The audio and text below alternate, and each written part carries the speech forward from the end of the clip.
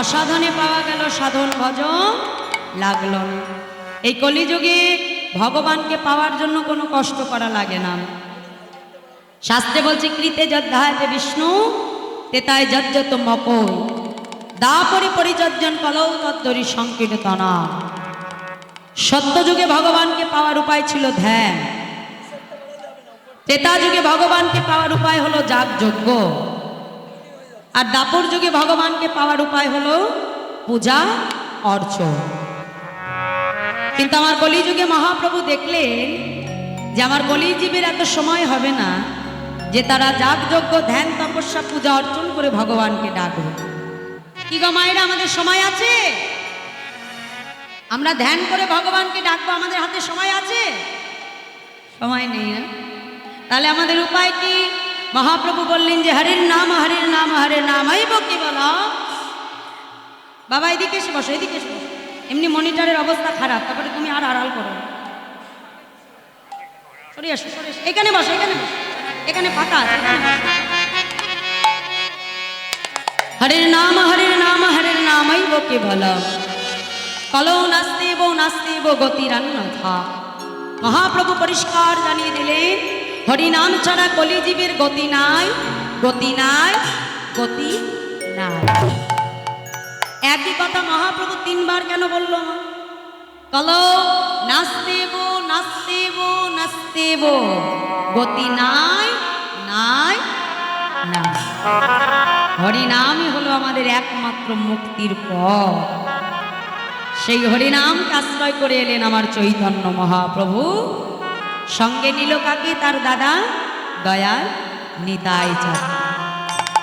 নদিয়ার রাজপথে দাঁড়িয়ে দুটি বাহু প্রসার করে নদেবাসীকে ডেকে ডেকে বলছে, নদেবাসী তোমরা সকলে আমার সঙ্গে বলো। কি বলবো প্রভু? তোমরা বলো প্রেমানন্দে মেতে হরি বলো। আজ গৌর হরি আমার কি বলতে বলছে মা? কি বলতে বললো?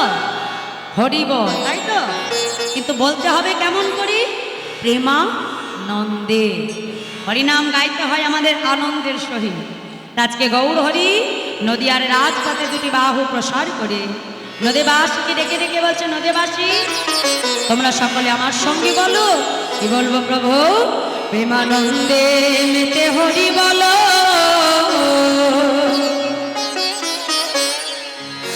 হরি নামের বন্যা যেলো, প্রেমানন্দে মেতে হরি বলো। হরি নামের বন্যা যে গেলো, প্রেমানন্দে মেতে হরি বলো। হরি নামের বন্যা যে গেলো, প্রেমানন্দে মেতে হরি বলো। হরি নামের বন্যা যে গেলো।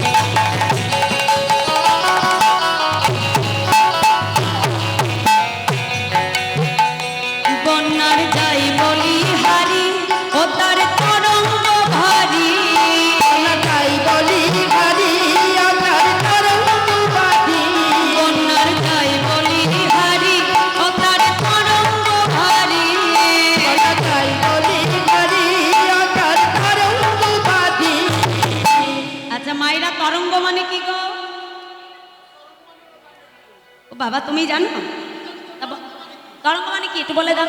মানে হচ্ছে জল। সর্বনাশ করেছে, এত ঘটা করে বলতে এসে বলে নাকি জল। আমার তরঙ্গ মানে কি? একটু বলে দাও তো। ঢেউ, ঢেউ। আমাদের নবদ্বীপে যেমন রোজ বন্যা হয় জানো তো? কিসের বন্যা বলো তো? হরিনামের বন্যা।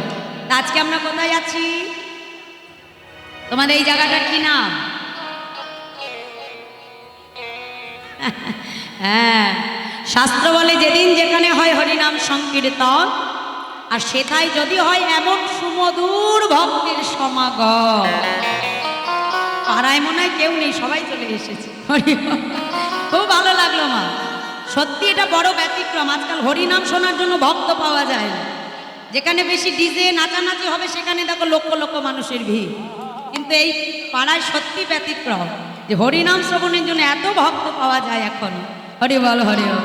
তামা বলছে যেদিন যেখানে হয় হরিনাম সংকীর্তন, সেটাই যদি হয় সুমধুর ভক্তির সমাগম।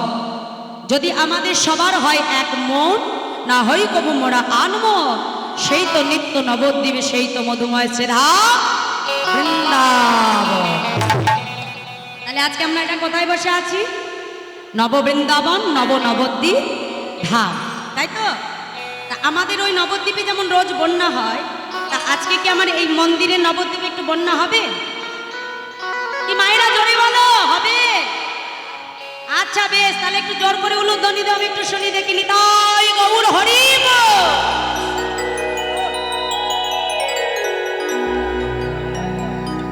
বাহ বাহ বাহ বাহ, হরি বল হরি বল, খুব সুন্দর।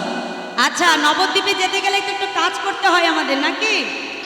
নবদ্বীপে আমরা যখন যাই, আমরা তো বসে থাকার জন্য যাই না মা, পায়ে হেঁটে হেঁটে পরিক্রমা দিয়ে দিয়ে আমার গৌর হরি নিতাই চাঁদকে দর্শন করি, তাই না?